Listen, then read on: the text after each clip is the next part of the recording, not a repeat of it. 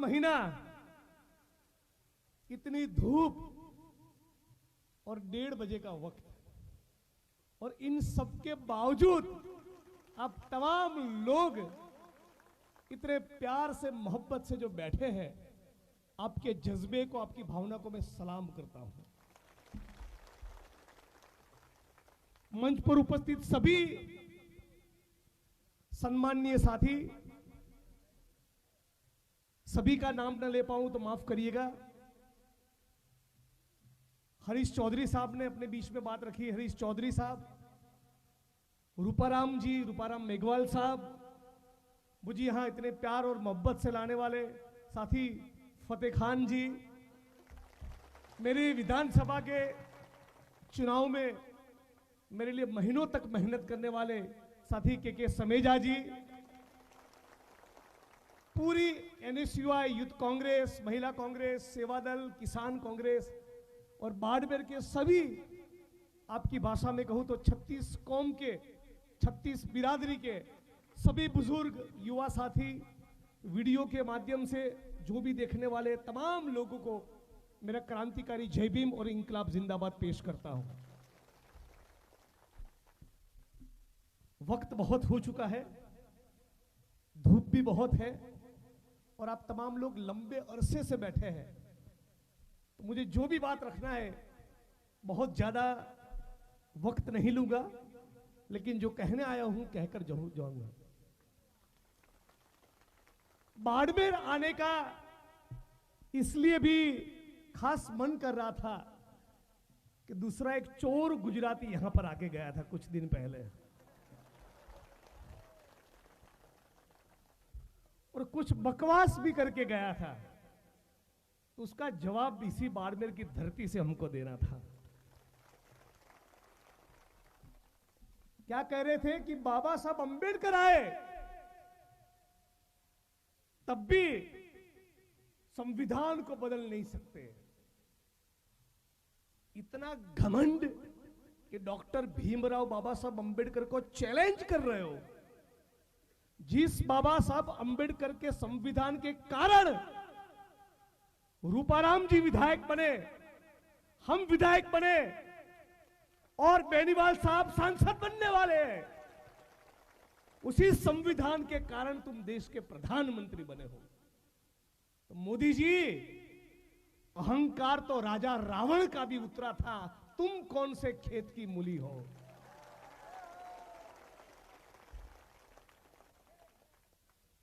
इसी बार इसी चुनाव में मोदी जी का हिसाब होने वाला है। और आप कहते हो कि बाबा साहब अंबेडकर आए तो भी, अरे संविधान बदलना क्यों है? तुमको संविधान इसलिए बदलना है कि बाबा साहब अंबेडकर के संविधान को खत्म करके ये लोग मनुस्मृति को लागू करना चाहते हैं, मनुवाद को लागू करना चाहते हैं। और ये मेरे घर की बात नहीं जोड़ रहा, भारत की संविधान सभा में 2 साल 11 महीने तक, 2.25 साल तक अलग अलग मुद्दों के ऊपर बातचीत हुई, संवाद हुआ, विमर्श हुआ। आर्टिकल 14, आर्टिकल 21 होना चाहिए, नहीं होना चाहिए, उसमें क्या होना चाहिए, कौन से पहलू के ऊपर गौर फरमाने की जरूरत है, कौन से पहलू को निकालने की जरूरत है। भारत की संविधान सभा ने 3.25 साल तक उसके ऊपर डिबेट किया है, संवाद किया है, और फिर जाकर हमारे संविधान का मुसद्दा तैयार हुआ। और संविधान सभा में जब डॉक्टर बाबा साहब अंबेडकर ने संविधान को पेश किया, तो याद रखिएगा, पूरे बाड़मेर के, राजस्थान के और भारत का एक एक दलित समाज का व्यक्ति, एक एक आदिवासी, ओबीसी, घुमंतु और लघुमती समाज के हमारे भाई बहन याद रखें, भारत की संविधान सभा में बाबा साहब अंबेडकर ने संविधान को पेश किया, ठीक उसके 3 दिन के बाद आरएसएस ने अपने मैगजीन ऑर्गेनाइजर में लिखा, क्या लिखा? हमें डॉक्टर अंबेडकर का संविधान नहीं, हमें मनुस्मृति चाहिए। ये उनका लिखा हुआ है। ये हरीश चौधरी साहब की या रूपाराम जी की या जिग्नेश भाई की बताई ये जोड़ी हुई बात नहीं है, ये कोई कहानी नहीं है, रिकॉर्ड के ऊपर है। अब तो सवाल ये होता है कि इनको मनुस्मृति क्यों चाहिए? मनुस्मृति के अंदर यह लिखा है, शूद्रों का और स्त्रियों का, संपत्ति का, समानता का और शिक्षा का कोई अधिकार नहीं। यहां तक लिखा है कि यदि कोई शूद्र अपनी बराबरी की जगह पर बैठने की कोशिश करे तो उसकी जांग को इस प्रकार से चीर डालो कि न वो जिंदा रह पाए न मर पाए। आरएसएस के लोगों को बाबा साहब अंबेडकर का संविधान नहीं, शूद्रों को और स्त्रियों को, महिलाओं को गुलाम बनाने वाला उनका जो कानून है वो मनुस्मृति चाहिए। ये लिखा हुआ है। कर्नाटका में भाजपा के मेंबर ऑफ पार्लियामेंट अनंत कुमार हेगड़े ने 2-3 साल पहले निवेदन किया कि हम लोग यहां संविधान को बदलने के लिए आए हैं। तो स्वाभाविक रूप से जब कोई आरएसएस और भाजपा का बंदा संविधान बदलने की बात करता है तब भारत का दलित बहुजन समझ जाता है कि यह संविधान को हकीकत में खत्म करने की बात कर रहे हैं। और इसीलिए कर्नाटका के दलित समाज के साथियों ने उसके सामने विरोध प्रदर्शन का कार्यक्रम आयोजित किया। रूपाराम साहब, दलित समाज के साथियों ने विरोध प्रदर्शन का कार्यक्रम किया तो उसके खिलाफ ये भाजपा का सांसद अनंत कुमार हेगड़े सबके बीच में बेशर्मी के साथ ये बोला कि हां, कुत्ते तो भौंकते रहते हैं, हमें कोई फर्क नहीं पड़ता। आप सोचिए, ये ताली बजाने का वक्त नहीं, आप गंभीरता समझिए बात की। मैं आपका ज्यादा वक्त नहीं लूंगा, 4-5 मुद्दे कहने चाहता हूं लेकिन आपके जहन में बिठाना चाहता हूं। क्या कहा? विरोध प्रदर्शन करने वाले दलित समाज के लोगों के बारे में भाजपा के सांसद ने पूरा देश सुने उस प्रकार से यह कहा कि कुत्ते भौंकते रहते हैं, हमें कोई फर्क नहीं पड़ता। इस आरएसएस और भाजपा को पहचान लेना। आपके लिए वो किस भाषा का प्रयोग करते, आपको इंसान नहीं मानते, कुत्तों के साथ आपकी तुलना कर रहे। देख लीजिए, हरियाणा के फरीदाबाद के गांव में 31 साल के जितेंद्र कुमार और उनकी पत्नी रेखा बहन, कुछ जातिवादी गुंडे घर के ऊपर घुसकर, घर पर हमला बोलकर, वहां पेट्रोल डालकर पूरे घर को जलाने की कोशिश की। पति पत्नी तो बच गए, लेकिन उस कांड के दौरान, उस षड्यंत्र के दौरान जितेंद्र कुमार और रेखा बहन का 2.5 साल का बेटा और 9 साल की उनकी बच्ची की मौत हो गई, जलाकर मार दिया। ये बोलते हैं ना, भारत रत्न अटल बिहारी वाजपेयी जी की सरकार थी, याद रखिएगा। मीडिया के लोगों ने पूछा यूनियन मिनिस्टर वीके सिंह को, आपकी क्या प्रतिक्रिया है? याद रखेंगे ना, पहली पंक्ति से आखिरी पंक्ति तक के लोग। क्या कहा भाजपा के यूनियन मिनिस्टर वीके सिंह ने? इन बच्चों की मौत पर यह कहा कि कुत्तों के ऊपर कोई पत्थर फेंके तो उसमें हमारी सरकार क्या करे। जाना है अभी भी किसी को भाजपा में? है कोई मूर्ख हमारे बीच में? जिन लोगों ने अपने जीवन का संकल्प बनाया है कि कुछ भी करके ओबीसी, आदिवासी, दलित, लघुमती और घुमंतु को गुलाम बनाओ। यदि अभी भी उसको कोई एक वोट भाजपा का करता है ना, तो उसका मतलब यह है कि अभी हमारे अंदर वो अकल नहीं आई। बाड़मेर वालों, राजस्थान वालों, समझ लो, ये चुनाव भारत के इतिहास का सबसे महत्वपूर्ण चुनाव है, सबसे महत्वपूर्ण चुनाव है। डॉक्टर भीमराव बाबा साहब अंबेडकर का संविधान हर कीमत पर खत्म हो, ये आरएसएस और भाजपा की मंशा है।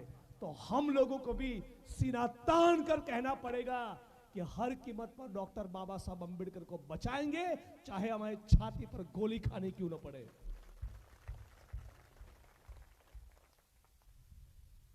आज साथियों, दिल्ली की सड़कों पर संविधान को खुलेआम जलाया जा रहा है। भाजपा का नेता दलितों की तुलना कुत्तों के साथ कर रहा है और भारत का प्रधानमंत्री एक शब्द नहीं बोलता। मालूम है क्यों? उन्होंने खुद एक किताब लिखी है, कर्मयोगी। गुजरात सरकार के एक विभाग ने उसका प्रकाशन किया और कर्मयोगी नाम की किताब में लेखक नरेंद्र मोदी ये लिखते हैं कि सफाई कर्मी को सफाई काम करने में आध्यात्मिकता का आनंद मिलता है। आप सोचिए, उसकी सोच के बारे में सोचिए। यह है नरेंद्र मोदी। क्या लिखते हैं किताब के अंदर? कि सफाई कर्मियों को सफाई काम करने में आध्यात्मिकता का सुख मिलता है। अरे मोदी साहब आइए, आप भी बाड़मेर में आइए और बाड़मेर की किसी खुली गटर में उतरिए और फिर पता चलेगा कि आध्यात्मिकता का सुख क्या होता है। इतना अपमान देश के दलितों का, वंचितों का, सफाई कर्मियों का भारत के इतिहास के किसी भी प्रधानमंत्री ने नहीं किया। लिख रहा है खुलकर किताब, आपके बारे में ये सोच है, वो खुलकर बता रहा है। और तब प्रधानमंत्री नहीं थे, लेकिन गुजरात के मुख्यमंत्री थे। बतौर गुजरात के मुख्यमंत्री ये कह रहे कि गटर में उतरने वालों को तो आनंद मिल रहा है, ये काम ऐसे ही नहीं करते। और दूसरी तरफ राहुल गांधी क्या कह रहे हैं? देखिएगा कांग्रेस पार्टी का मैनिफेस्टो। राहुल गांधी ने वचन दिया है कि सफाई कर्मी की गटर में उतरकर मौत न हो, उसे सुनिश्चित करने के लिए कांग्रेस पार्टी की सरकार बनेगी, इंडिया अलायंस की सरकार बनेगी और आधुनिक मशीन और रोबोट बसाए जाएंगे ताकि किसी भी वाल्मीकि सफाई कर्मी को गटर में उतरकर बलिदान देना ना पड़े, उसे मरना ना पड़े। इतनी भयंकर परिस्थिति से हम लोग गुजर रहे। इस सरकार के शासनकाल के दौरान गुजरात में ऊना का कांड हुआ। एक मरी हुई गाय के मामले में गुजरात के 4 दलित समाज के युवा साथियों को गाड़ी के साथ बांधकर उतना मारा मानो कि उसी का चमड़ा निकालना। उतना बहरहमी के साथ मारा। पूरे भारत ने, दुनिया ने उसका वीडियो दिया। हम लोग अहमदाबाद से 400 किलोमीटर यात्रा लेकर गए थे। जबरदस्त माहौल बना था। पूरे राजस्थान से लोग आ रहे थे, महाराष्ट्र से, मध्य प्रदेश से, तेलंगाना से, पश्चिम बंगाल से, पंजाब, हरियाणा, उड़ीसा। भारत के अनगिनत अम्बेडकरवादी साथी हमारी इस यात्रा में जुट रहे थे। जब देखा कि ये तो हमारी कुर्सी को हिलाने वाला माहौल बना है, तब मोदी जी ने नाटक करते हुए कहा कि मारना है तो मुझे मारो। मोदी जी के शब्द थे, मारना है तो मुझे मारो, मेरे दलित भाइयों को मत मारो। और इसी मोदी साहब के लेकर मैंने एक ट्वीट किया तो मुझे ही 2500 किलोमीटर दूर आसाम की जेल में डाल दिया 9 दिन की। जाओ, इस चोर को पहचान लेना। हम गुजराती लोग उसके झांसे में आ गए। ये कम था कि पूरा देश आ गया। हमारे उत्तर गुजरात में समेजा जी जानते हैं, मेरा बनासकांठा जिला, वहां पर एक बार मोदी जी बोले, मित्रों हैंडपंप चलाओ, यहां से पानी नहीं खनिज तेल निकलेगा। 135 करोड़ जनता का तेल निकल गया, वहां पानी नहीं आया। आज साथियों, भारत के अंदर बेरोजगारी उसकी चरम सीमा पर है। आप जानते हैं, हर 2 घंटे के अंदर 3 विद्यार्थी आत्महत्याएं करते हैं। हर 2 घंटे के अंदर यदि अभी 2:30 बजा है तो 4:30 बजे तक 2 घंटे के भीतर नौकरी या रोजगार नहीं होने के कारण इस देश में 3 युवा सुसाइड आत्महत्याएं कर रहे हैं। और ये बोल रहा है मैं विश्व गुरु बनना चाहता हूं। आप सोचिए, खाली पड़े सरकारी पदों में भर्ती करने में कौन सा बड़ा रॉकेट साइंस चाहिए? सामान्य बात है ना। आप कह रहे थे हर साल 2 करोड़ रोजगार देंगे, 10 साल के भीतर आपको 20 करोड़ लोगों को रोजगार देना था, वो तो आप न दे पाए। लेकिन आपकी पूंजी परस्त नीतियों के कारण, उल्टा जीएसटी के कारण, नोटबंदी के कारण, पूंजीपतियों की चापलूसी करने की आपकी नीति के कारण 6 करोड़ का रोजगार छीन गया। 6 करोड़ का, 20 करोड़ तो नहीं मिला, 6 करोड़ का रोजगार छीन गया। और उसी का ये नतीजा है, इस मुल्क का युवा और विद्यार्थी आत्महत्या कर रहा है। महंगाई उतनी चरम सीमा पर है। मैं रास्ते में आ रहा था तब सोच रहा था कि आप कल्पना कीजिए कि कोई आदिवासी समाज की, कोई घुमंतु या दलित समाज की गरीब बहन जिसके मां बाप मर गए, उसके मायके में भाई, कोई सगा भाई था नहीं, और ये बहन यदि विधवा हो जाए और उसके 2 छोटे छोटे बच्चे हो, और यदि वो आशा वर्कर के तौर पे 4-5 हजार कमा रही है, आप सोचिए उसका घर कैसे चलेगा। आज भारत में करोड़ों करोड़ों लोग सुबह उठकर एक आधा गिलास दूध अपने बच्चे को पिला नहीं पाते। ये हालत करके नरेंद्र मोदी ने रखी है। इस बात के लिए वोट करना है। हम लोग कभी कभी तालियां बजाने के चक्कर में अपने अस्तित्व के सवाल को भूल जाते, अपने खुद के सवाल को। मैं आज आपको यही याद करवाने के लिए आया हूं। करोड़ों लोग अपने बच्चे को आधा गिलास इस मुल्क में मोदी साहब की बदौलत एक दूध नहीं पिला सकते। यह परिस्थिति है। 400 रुपये का आपका सिलेंडर 900, 1100, 1200 पे पहुंच गया। अपना ये हाथ अपने दिल पर रखकर अपने आप को पूछिए कि जिस सरकार ने आपका गैस का सिलेंडर 400 से 900 किया, 1000 किया, 1200 किया, यदि आप दोबारा उसी सरकार को लाएंगे तो आपका 1200 का सिलेंडर का 1500 होगा, 500 नहीं होगा, नहीं होगा और नहीं होगा। इस बात को समझना है।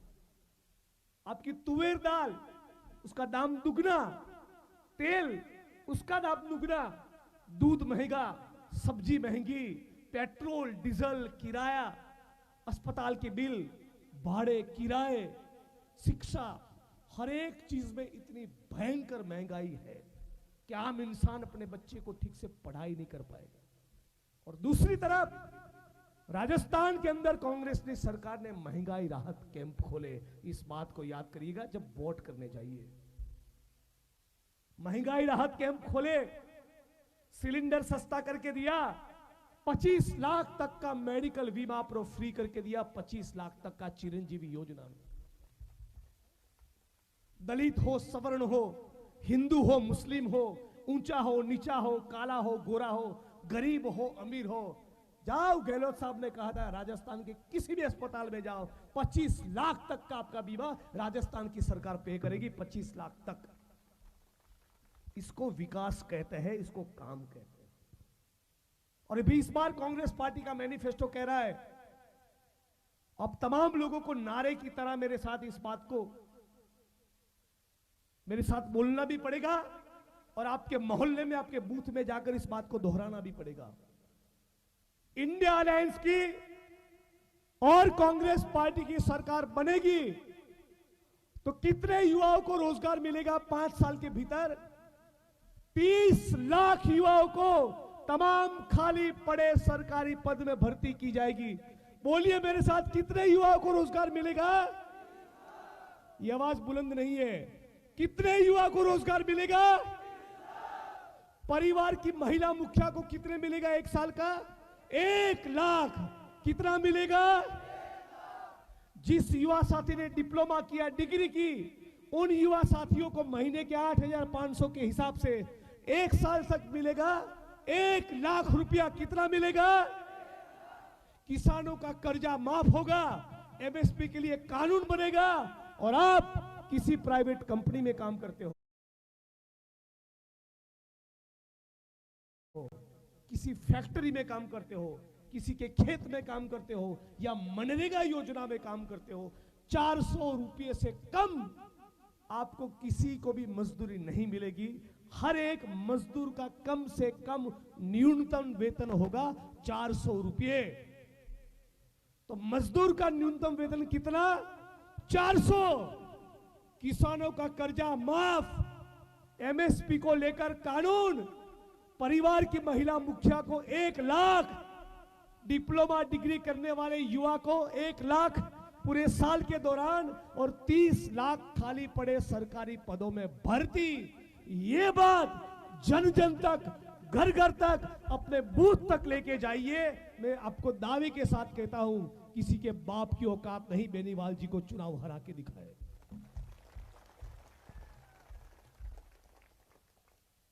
और दूसरी तरफ क्या है?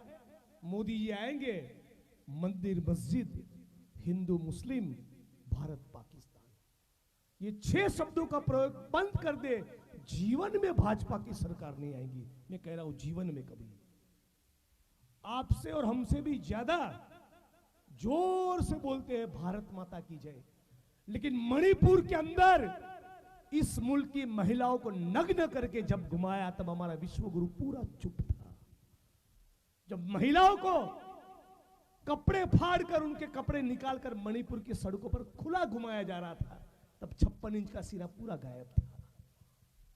ये 56 इंच के सीने वाला नहीं, ये 56 हाथों से लूटने वाला है। इस बात को समझ लीजिए। 2003 में गौतम अदानी साहब की संपत्ति कितनी थी? 25,000 करोड़। आज 2023 है, इस 20 साल के दौरान गौतम अदानी की संपत्ति कितनी हुई?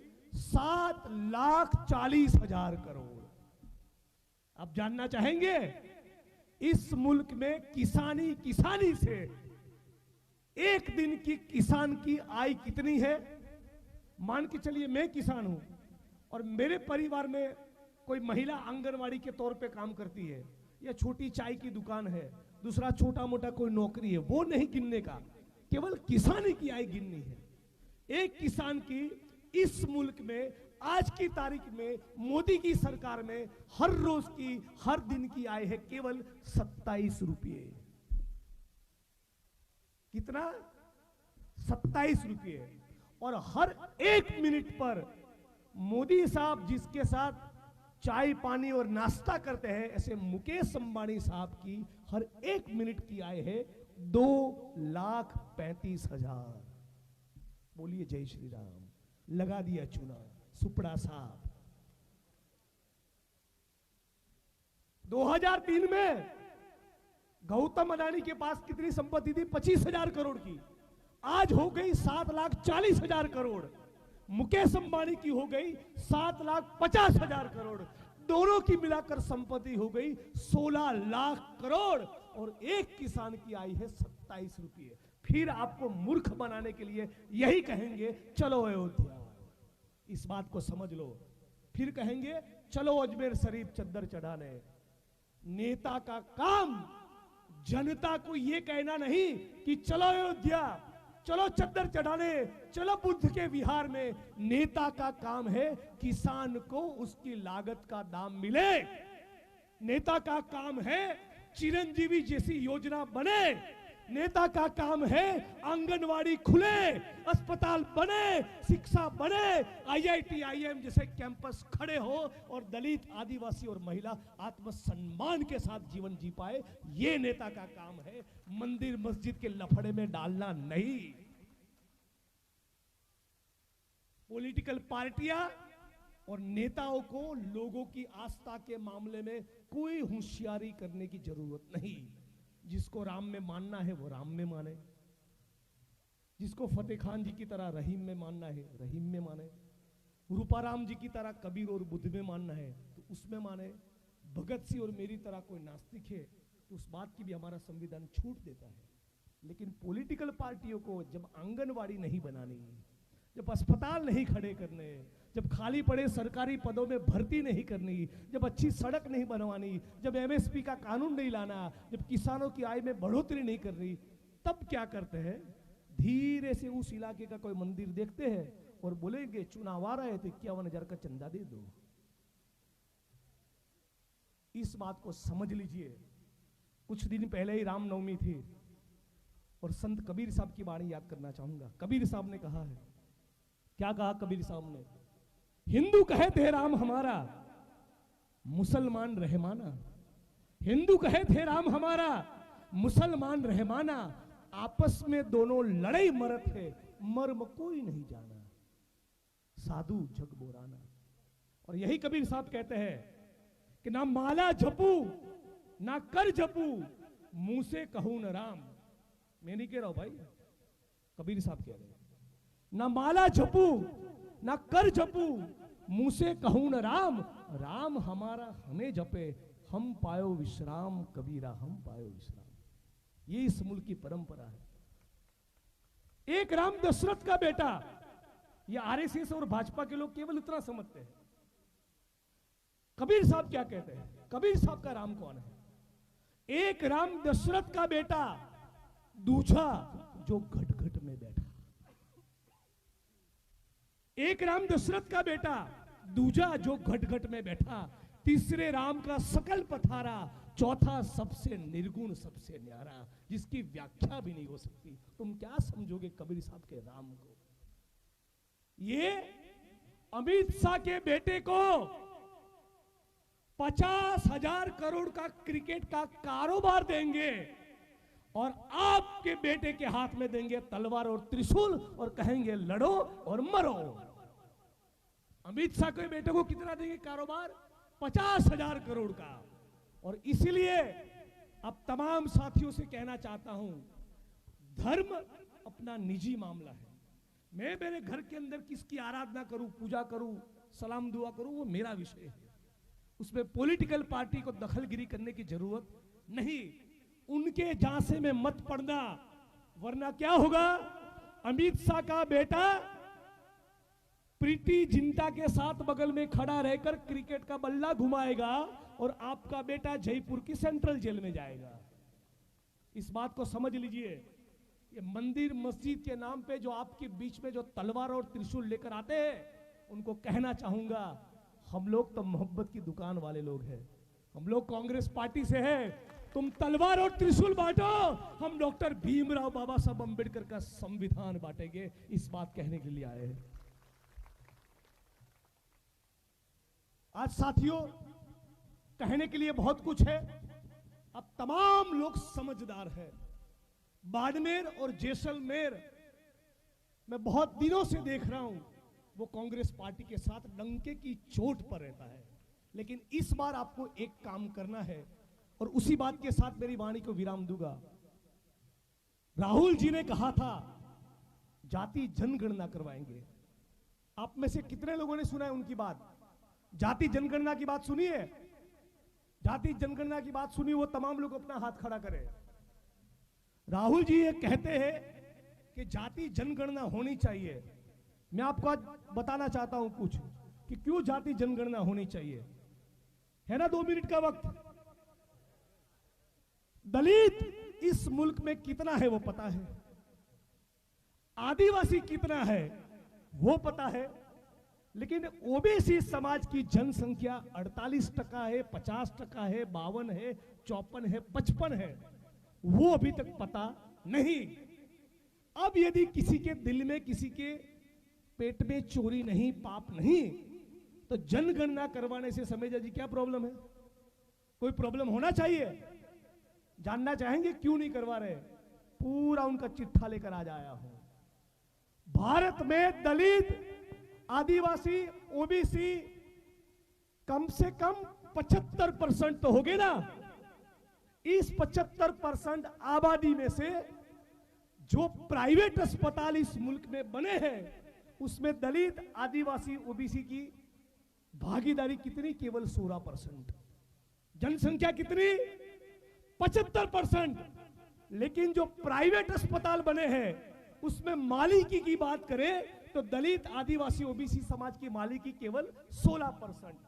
भारत सरकार के, केंद्र सरकार के बजट में 75% दलित, आदिवासी, ओबीसी के सामने उनको बजट कितना मिलता है? केवल 30%। राज्य सरकार के बजट में 75% दलित, आदिवासी, ओबीसी के सामने उनको मिलता है बजट केवल 34%। एयरपोर्ट के कॉन्ट्रैक्ट और ठेके कितने मिलते हैं? 75% दलित, आदिवासी में से 0%। एक भी दलित, आदिवासी, ओबीसी को एयरपोर्ट का टेंडर, ठेका मिलता नहीं। पोर्ट्स के, बंदरों के जो कॉन्ट्रैक्ट है उसमें दलित, आदिवासी, ओबीसी जो 75% है मुल्क में, उनको मिलता है कितना परसेंट का ठेका? 0%। सड़कों के कॉन्ट्रैक्ट में मिलता है 2%। पावर, ऊर्जा के क्षेत्र में मिलता है कॉन्ट्रैक्ट केवल 7%। भारत सरकार ने जो कृषि कंपनियों के साथ कॉन्ट्रैक्ट किए उसमें दलित, आदिवासी, ओबीसी समाज जो 75% है उसकी कितनी कंपनियां हैं? 0%। प्रिंट मीडिया में, अखबार में दलित, आदिवासी, ओबीसी कितने हैं? केवल 2%। इलेक्ट्रॉनिक मीडिया में दलित, आदिवासी, ओबीसी कितने हैं? 2%। डिजिटल प्लेटफॉर्म में दलित, आदिवासी, ओबीसी कितने हैं मीडिया में? केवल 4%। केंद्र सरकार में सेक्रेटरी तक दलित, आदिवासी, ओबीसी में से कितने पहुंचते हैं? केवल 6%। न्याय तंत्र में 75% दलित, आदिवासी, ओबीसी के सामने कितने हैं? केवल 19%। शिक्षा की संस्थाओं में दलित, आदिवासी, ओबीसी कितने हैं? मालिकी में 6%। मीडिया हाउस, बड़े बड़े अखबार और चैनल की मालिकी में 75% दलित, आदिवासी, ओबीसी के सामने कितने हैं? 0%। सामाजिक संस्थाओं की मालिकी में है 0%। संघ परिवार के नेतृत्व में कितने हैं दलित, आदिवासी, ओबीसी? केवल 4%। बॉलीवुड में कितने हैं? 7%। और जो शेयर बाजार में, शेयर मार्केट में जो एनईसी लिस्टेड कंपनी है वो दलित, आदिवासी, ओबीसी में से ओबीसी समाज 6%, आदिवासी और दलित एक भी नहीं। बोलो जय श्री राम। आपका पूरा सुपड़ा साफ हो चुका है। हमको क्यों राहुल जी कह रहे जाति जनगणना होगी? इसमें हमारी भागीदारी आनी चाहिए। इस मुल्क की जमीनों का आवंटन दलित, आदिवासी, ओबीसी समाज में हो। मीडिया के अंदर भी दलित, आदिवासी, ओबीसी समाज की भागीदारी हो। पहले पता तो चले ओबीसी कितने हैं। अभी क्या हो रहा है? 85% लोगों को बोला है ये 15 रोटी खाओ। 85% लोगों को क्या बोला है? दलित, आदिवासी, ओबीसी, माइनॉरिटी, घुमंतु, इन 85% आबादी को बोला है आप 15 रोटी खाओ। और 15% की आबादी वालों को बोला है कि आप 85 रोटी खाओ। इस गेम को समझिए। राहुल गांधी, कांग्रेस पार्टी न केवल जाति जनगणना करवाएंगी, जाति जनगणना करवाने के बाद इस मुल्क का जो पैसा है, धन दौलत है, प्रॉपर्टी है, संपत्ति है, जमीन है, बजट है, वो भी दलित, आदिवासी, ओबीसी, घुमंतु और माइनॉरिटी के खाते में आए। उस दिशा में राहुल गांधी काम करेगा। इस बात को हम लोग वचन देते हैं। तो साथियों, बहुत वक्त हो चुका है और भी 2 जगह पर जाना है। अब तमाम लोगों ने इतना मोहब्बत और प्यार दिया, उसके लिए दिल से शुक्रिया अदा कहता हूं। मेरे साथी बड़े भाई उम्मीदराम बेनीवाल जी को भारी मतों से जिताइएगा। यदि आपको मेरी वाणी में सच्चाई लगती है, यदि मेरी बात में आपको लगता है कि सत्य का एक अणु भी है, तो बेनीवाल जी को वोट दीजिएगा। ये कहने के लिए आया हूं। और चुनाव इस प्रकार की रैलियों में नहीं, बूथ पर लड़े जाते हैं। बूथ के बब्बर शेरों, खुद राहुल गांधी बन जाओ, खुद बेनीवाल जी बन जाओ और अपने बूथ के अंदर 25-50 वोट प्लस कैसे हो, बेनीवाल जी को भी पूछने की जरूरत नहीं। खुद बेनीवाल जी बनकर, यदि कोई जोधपुर रहता है, उदयपुर रहता है, गुजरात रहता है, बंबई रहता है, मानो आपको गरज हो, उस प्रकार से फोन करके हाथ जोड़ के उनको बुलाइए, वोट करवाइए। इस मुल्क के इतिहास का, डॉक्टर बाबा साहब अम्बेडकर के संविधान को बचाने का सबसे महत्वपूर्ण, सबसे अहम चुनाव है। और आखिरी में, जिस आरएसएस के लोगों ने कहा जिस भाजपा के लोगों ने कहा कि बाबा साहब के संविधान को खत्म करके मनुस्मृति को लागू करेंगे, उसके खिलाफ आज बाड़मेर की धरती से एक प्रतिज्ञा लेंगे। लेंगे कि नहीं लेंगे? तमाम लोग मेरे साथ, तो सभी लोग अपनी जगह पर खड़े हो जाइए। आज मेरे साथ एक शपथ लेंगे सभी लोग, पूरे दिल से और पूरी ताकत के साथ। आज ये आवाज दूर तक जानी चाहिए। आज बाड़मेर की धरती से दलित, आदिवासी, ओबीसी और सर्व समाज के लोग भारत के संविधान के नाम से